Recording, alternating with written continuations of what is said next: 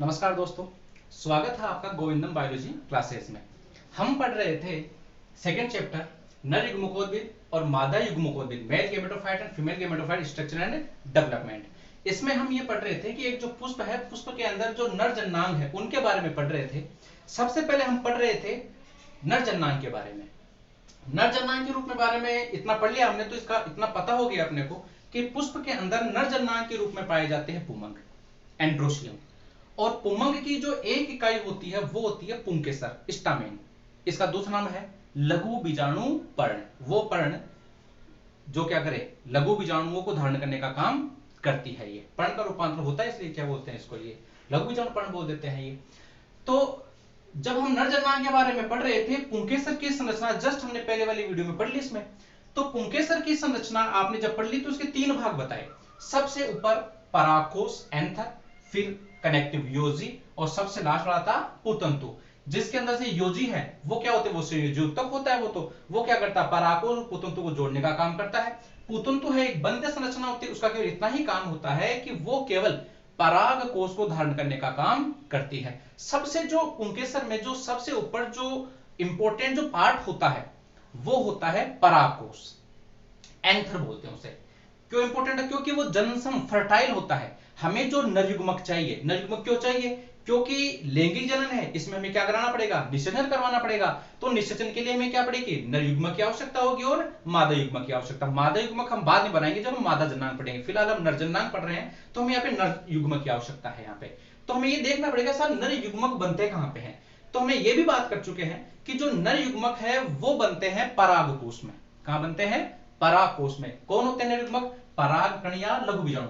तो पुंकेसर की संरचना में जो परागकोश पाया जाता है, जो गुंडीनुमा संरचना होता है और जननक्षम संरचना होता है, उस परागकोश में कौन सा है परागकोश, यही तो था जो हमने दो पाले बनाया था। ये परागकोश, ये जो स्ट्रक्चर है ये क्या थी, ये है परागकोश।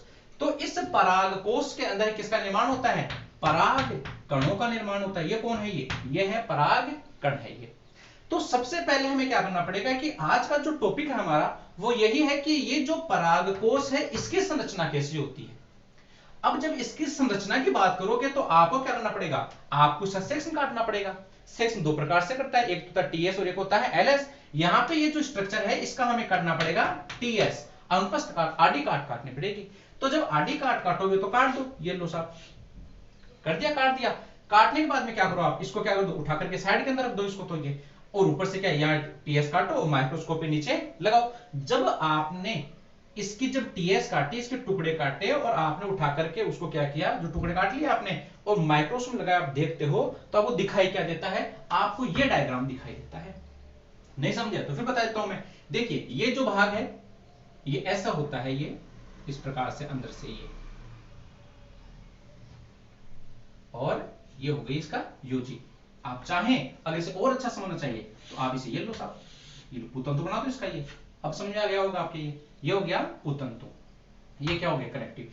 तो परागकोश की हमने क्या काटी, टीएस काटी हमने।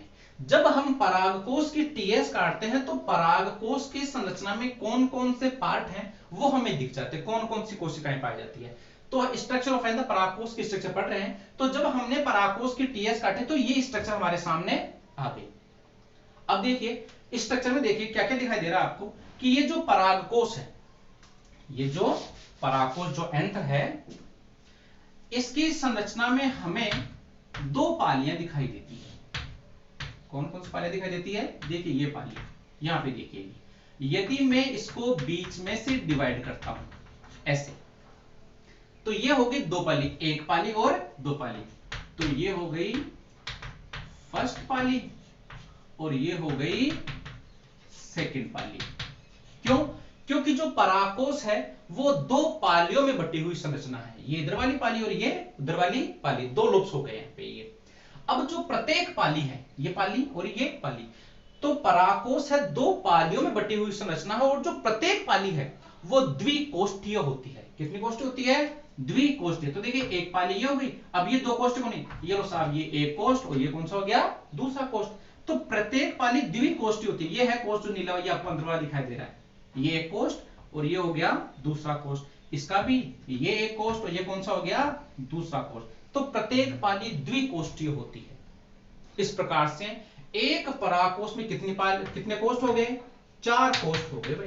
कितने कोष्ठ हो गए? एक परागकोश में 4 कोष्ठ हो गए। और ये जो कोष्ठ हैं इन्हें क्या कहते हैं? हम इनको बोलते हैं परागधानी।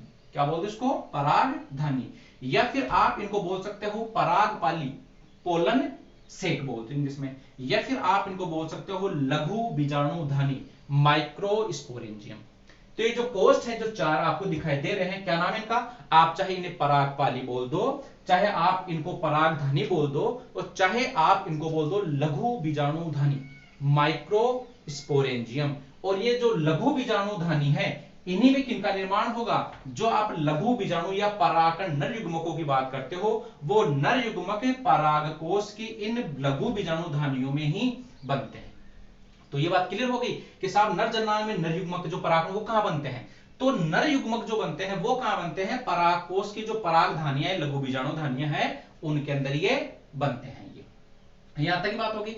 तो इस प्रकार से एक नॉर्मल सा एक जो पादप है, उनमें कितने पाए? 2 पालियां पाई जाती है। लेकिन ये जो एक कुल है मालवेशी कुल, जरूरी नहीं है कि सभी के अंदर ये 4 जो कोष्ठ है वही पाए जाए, 2 पालियां बटा हुआ। जैसे मालवेशी कुल है, इस मालवेशी कुल के जो पादप है, भिंडी हो गई और कपास हो गया। मालवेशी कुल के जो पादप है, जैसे भिंडी कुल बोल दो या कपास कुल बोल दो, इनके अंदर केवल एक पाली ही पाई जाती है। और ये क्वेश्चन आता है ये, तो बोले साहब मालवेशी कुल में कितने पालियां पाई जाती है? तो कितने पाई जाती है? एक पाली पाई जाती है। अब एक पाली हो गई, एक पाली द्विकोष्ठी होती है। इसका मतलब कोष्ठ कितने हो गए इसके अंदर? 2 कोष्ठ। और इन कोष्ठ को हम क्या बोल देते हैं? लघु बीजाणुधानी या परागधानी बोल देते हैं। इसका मतलब ये हो गया कि जो मालवेशी कुल है, इसमें केवल 2 परागधानियां पाई जाती है, जबकि सामान्य तौर पर कितने पाई जाती है? 4 परागधानियां अदर के अंदर पाई जाती है। तो इस प्रकार से जो परागकोश से संरचना है, वह परागकोश का आप टीएस काटो, टीएस काट करके आपको ये दिखाई देगी। अब जो आगे हम पढ़ेंगे, ये जो हो गया, ये हो गया परागकोश की टीएस, परागकोश की संरचना हो गई। अब जो हम बात कर रहे हैं कि ये जो लघु बीजाणुधानियां हैं, अब साथ में ही हम लघु बीजाणुधानी की स्ट्रक्चर की भी बात कर लेते हैं। किसकी बात कर लेते हैं?